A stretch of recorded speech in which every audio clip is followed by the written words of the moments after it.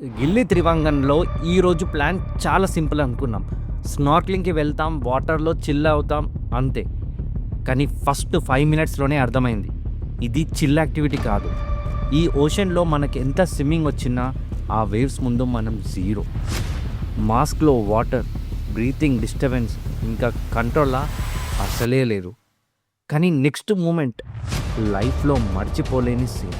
ఈరోజు ఎక్స్పీరియన్స్ ఎలా ఉందో ఈ వీడియో ఎండు వరకు చూడండి. మార్నింగ్ గిల్లిటీలో స్టార్ట్ చేసాం. హార్బర్ దగ్గర మన స్నార్క్లింగ్ గైడ్ని కలిసాం. ఫస్ట్ లుక్లో చాలా సింపుల్గా అనిపిస్తుంది, బోట్స్, టూరిస్ట్, నార్మల్ సెటప్. కానీ గైడ్ చెప్పిండు, ఇక్కడ వాటర్ క్లారిటీ చాలా క్లియర్ ఉంటుంది, మెరైన్ లైఫ్ కూడా చాలా యాక్టివ్ ఉంటుంది, ఎస్పెషల్లీ టర్టిల్స్. మీకు తెలుసా, గిల్లి త్రివంగన్ ఐలాండ్ స్పెషల్గా టర్టిల్స్ పాయింట్కి చాలా ఫేమస్. ఆల్మోస్ట్ పక్కాగా అనిపిస్తాయని చెప్పేసి మన గైడ్ అయితే అంటున్నాడు. మేమైతే రెగ్యులర్ బోట్ బుక్ చేసుకున్నాం. దీని కాస్ట్ వచ్చేసి స్క్రీన్ మీద ఇస్తున్నాను చూడండి. ఒక్కసారి బోట్ స్టార్ట్ అయ్యాక షోర్ అనేది స్లోగా డిసప్పేర్ అయిపోతుంది. చుట్టూ ఎక్కడ చూసినా మనకు వాటర్ మాత్రమే కనిపిస్తాయి. నేను ఫ్రంట్లో కూర్చొని వెళ్తుంటే ఒక కామ్ ఫీలింగ్ వచ్చింది నాకైతే. కానీ కొంచెం డీప్గా థింక్ చేస్తే మనం ఎంత చిన్నవాళ్ళమో అనిపిస్తుంది. నా పక్కన కూర్చున్న మన బోట్ డ్రైవర్ని కూడా అడిగా, మీరు డైలీ ఈ ఓషన్లోకే వెళ్తారా అని. అతను సింపుల్గా ఏమన్నాడు తెలుసా, ఇది మా లైఫ్ సార్, అలవాటు అయిపోయింది అన్నాడు. మనకు ఇది ఒక అడ్వెంచర్ మాత్రమే, వాళ్ళకు ఇది డైలీ రొటీన్. కానీ రెస్పెక్ట్ మాత్రం అక్కడనే స్టార్ట్ అయింది. ఒక్కసారి వాటర్లో డైవ్ అయ్యాక అసలు బయట వరల్డ్ మొత్తం మ్యూట్ అయిపోయింది. సౌండ్ లేదు, నాయిస్ లేదు, ఓన్లీ నా బ్రీతింగ్ సౌండ్ ఒక్కటే వినిపిస్తుంది. ఫస్ట్ ఫ్యూ సెకండ్స్ షాక్ అయ్యా. Completely different world. కలర్స్ న్యాచురల్గా అనిపించడం కూడా కష్టం. పింక్, బ్లూ, ఎల్లో అన్ని కలర్స్ మనకి లోపల అనేది కనిపిస్తుంది. ఇంకా ఆ ఫిషెస్ చూడండి, మన దగ్గరికే వచ్చి తిరుగుతున్నాయి, టచ్ చేస్తున్నట్టు ఫీల్ అవుతుంది నాకైతే. దిగినాక నాకు ఒకటి అనిపించింది, మనము చూసేవాళ్ళం కాదు, ఆ వరల్డ్లో పార్ట్ అయ్యామని చెప్పేసి. కొంచెం టైం తర్వాత జస్ట్ ఫ్లోట్ అవ్వడం స్టార్ట్ చేస్తాం. మూమెంట్ లేకుండా వాటర్ మీద, అసలు బాడీ వెయిట్ ఫీల్ అవ్వకుండా కంప్లీట్లీ రిలాక్సేషన్. లైఫ్లో ఫస్ట్ టైం అలాంటి ఫీలింగ్ అనేది వచ్చింది. కానీ ఇక్కడే అస్సలైన ట్విస్ట్ స్టార్ట్ అయింది.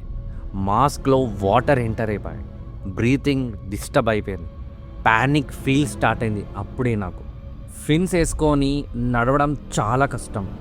ఈవెన్ స్విమ్మింగ్ చేసినాక మనం స్టేబుల్ పొజిషన్కి రావడం కూడా చాలా కష్టం స్టార్టింగ్లో, అంటిల్ అన్లెస్ నీకు ఆ లాజిక్ తెలిసే వరకు. అస్సలు బ్యాలెన్స్ అనేది మెయింటైన్ చేయలేకపోయా. ఒక్కసారి లెఫ్ట్ డ్రిఫ్ట్, ఇంకోసారి రైట్ డ్రిఫ్ట్. వేవ్స్ స్లోగా లాగేస్తున్నాయి నన్ను. అప్పుడు నాకు క్లియర్గా అర్థమైంది, పూల్లో మనకు ఎంత స్విమ్మింగ్ వచ్చినా సరే, సీలో మాత్రం మనం బిగినరే. ఇక్కడ మన కంట్రోల్ అస్సలు ఉండదు. ఫ్లో డిసైడ్ చేస్తుంది, డైరెక్షన్ డిసైడ్ చేస్తుంది. మనం స్ట్రాంగ్ కాదు, సిచ్యువేషన్ స్ట్రాంగ్. కొద్దిసేపు అయ్యాక మా గైడ్ సడన్గా సిగ్నల్ ఇచ్చాడు.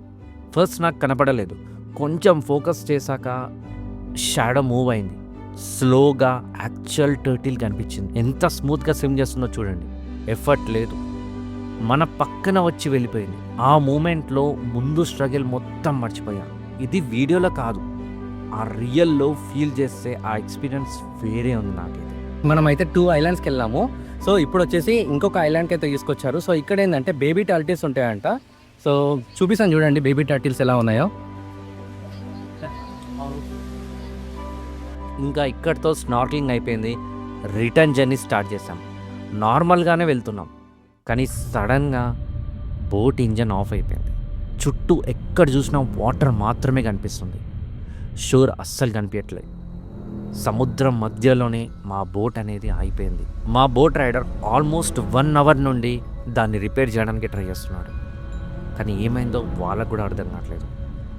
ఈవెన్ ఫ్యూయల్ అయిపోయిందని చెప్పేసి ఫ్యూయల్ కూడా రీఫిల్ చేశారు.